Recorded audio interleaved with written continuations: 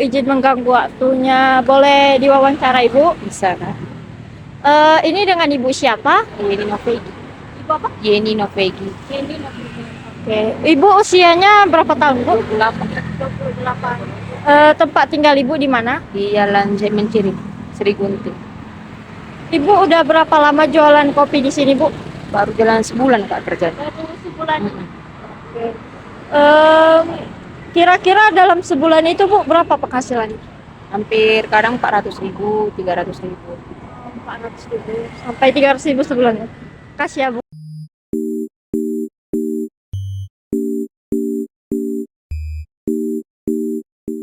Selamat siang Pak.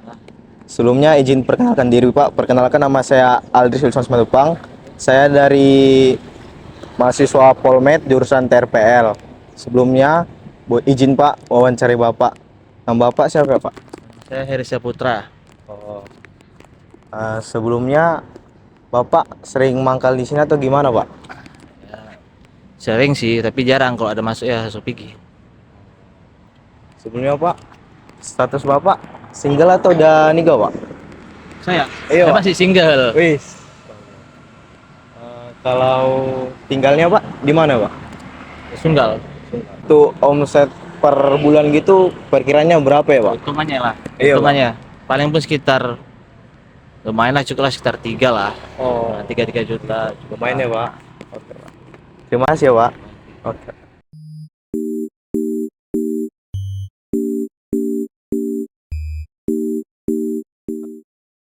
Sebelumnya saya memperkenalkan diri dulu, Bu. Nama saya Glenn dari kelas CRPL.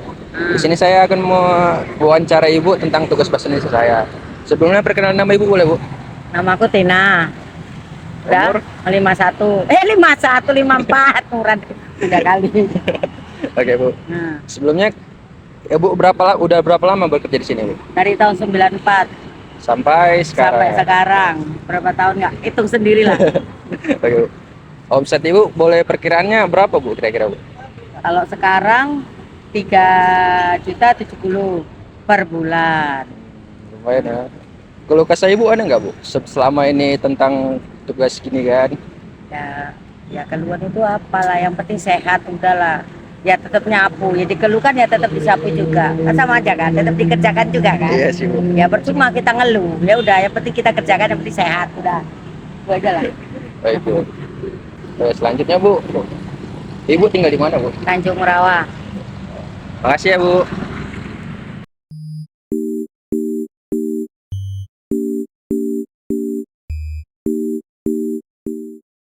Halo Kak, perkenalkan nama saya Fahri. Di sini saya akan mewawancarai Kakak. Sebelumnya, nama Kakak siapa? Nama saya Lia Rahma, Kakak di sini usianya berapa? usianya 18 tahun, Kakak kuliah atau kerja? kuliah Kuliahnya kalau boleh tahu jurusan apa? sastra Arab. Kakak di sini ngekos atau tinggal di rumah? Tinggal di rumah. Makasih ya Kak.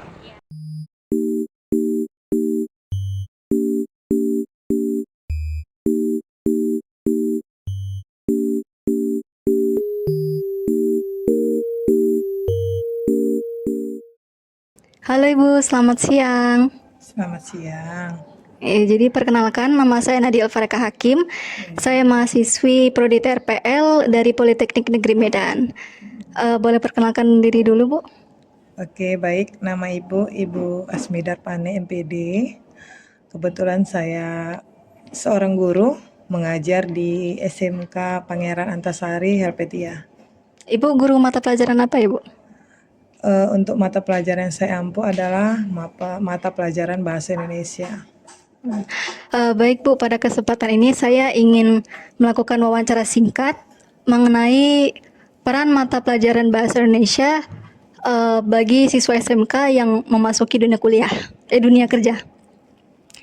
Nah, jadi wawancara ini bertujuan untuk menambah wawasan serta sebagai bahan tugas kuliah saya.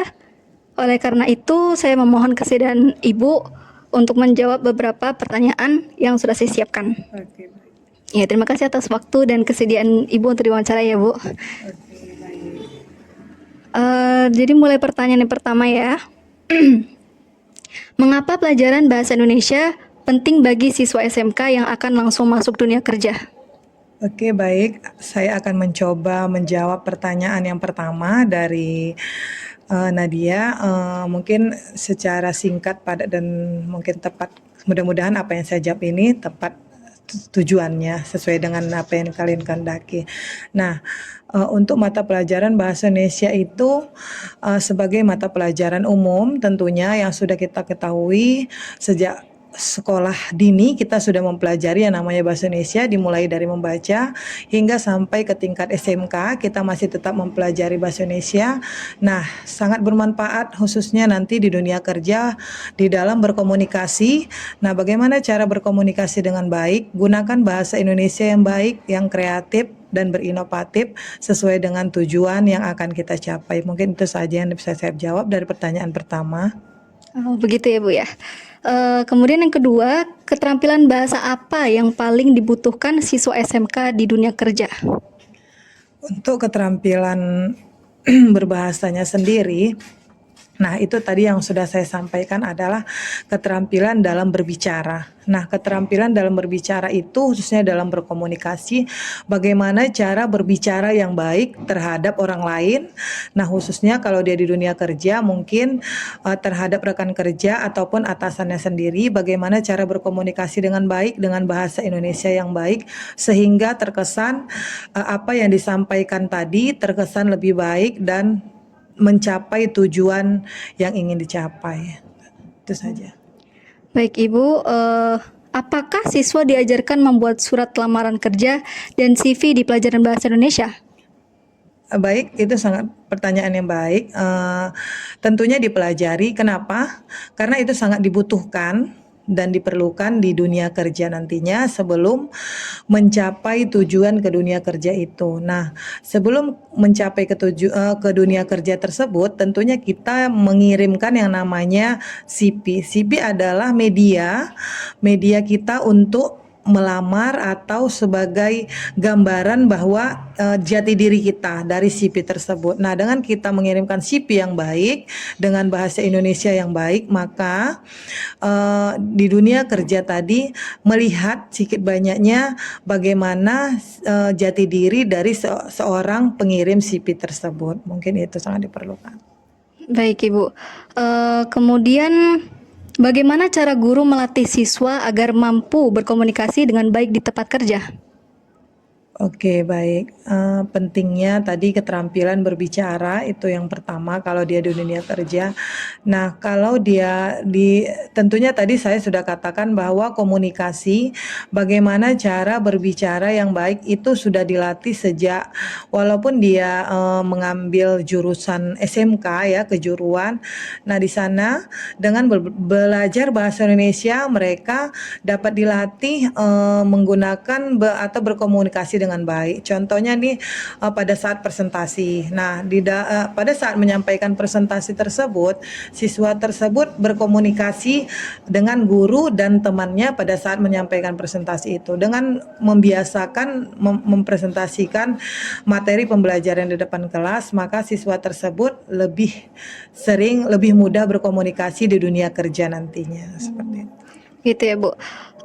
Apakah ada latihan membuat laporan kerja, proposal, atau presentasi?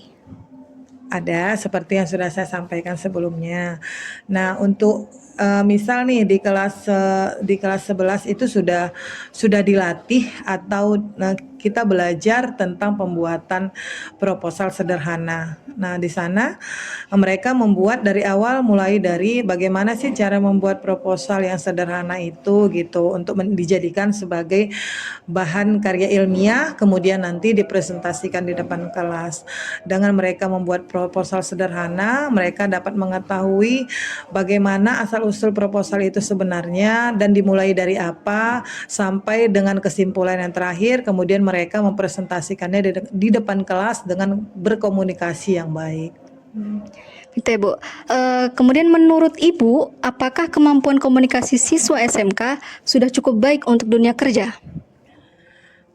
Kalau dikatakan sudah cukup baik, ya tergantung daripada siswanya sendiri.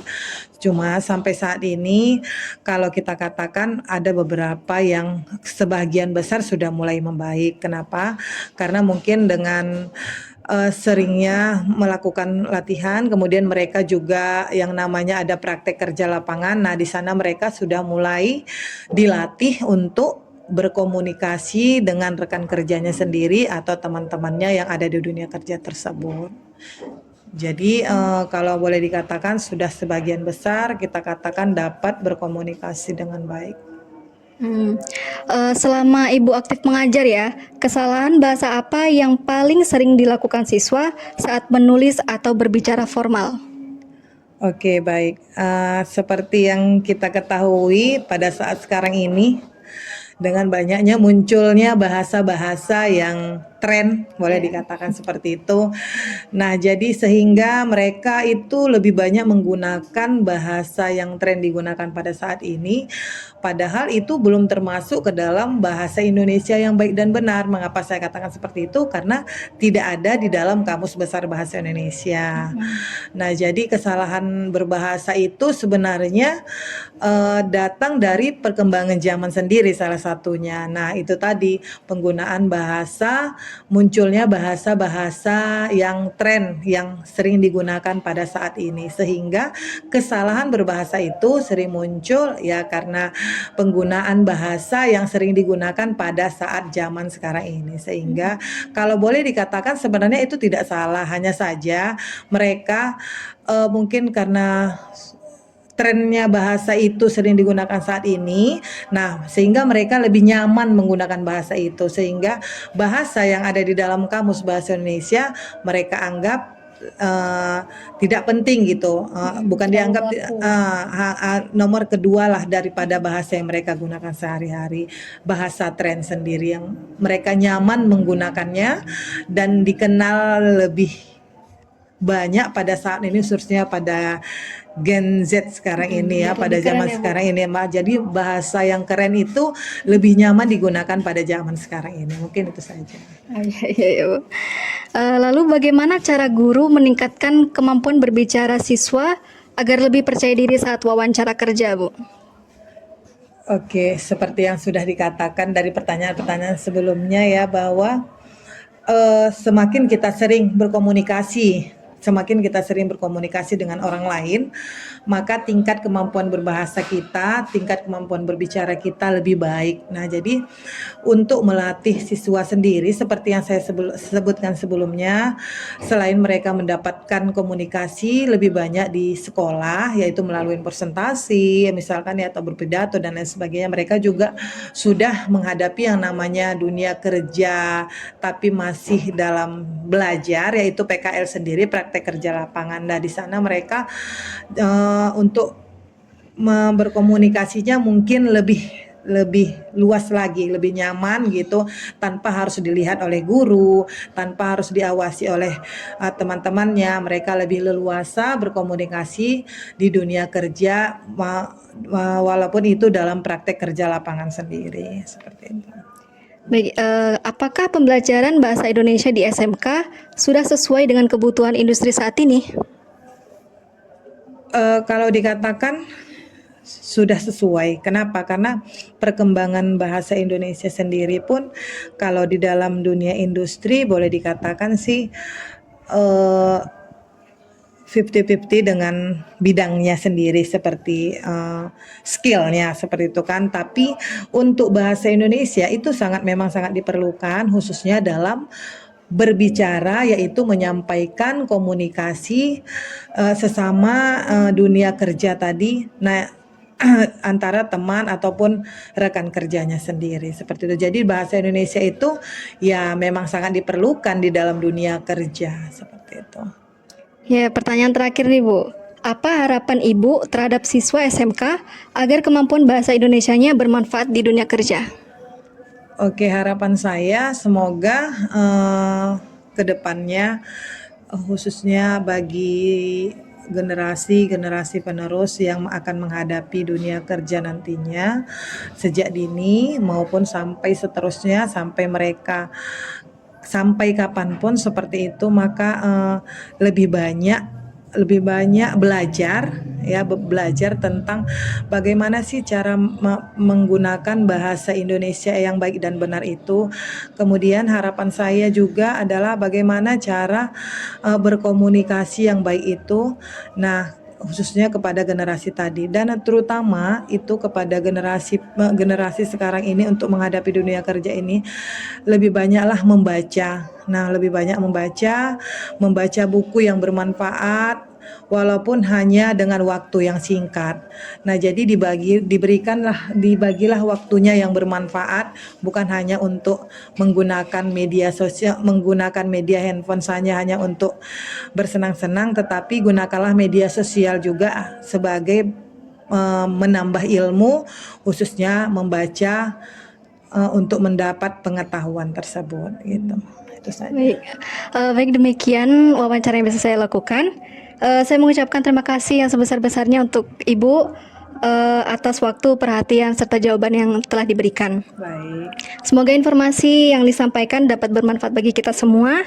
Dan mohon maaf apabila selama wawancara terhadap kesalahan kata atau hal yang kurang berkenan, Ibu. Baik, sama-sama. Baik, saya ucapkan sekali lagi terima kasih dan selamat siang. Selamat siang. Oke, baik.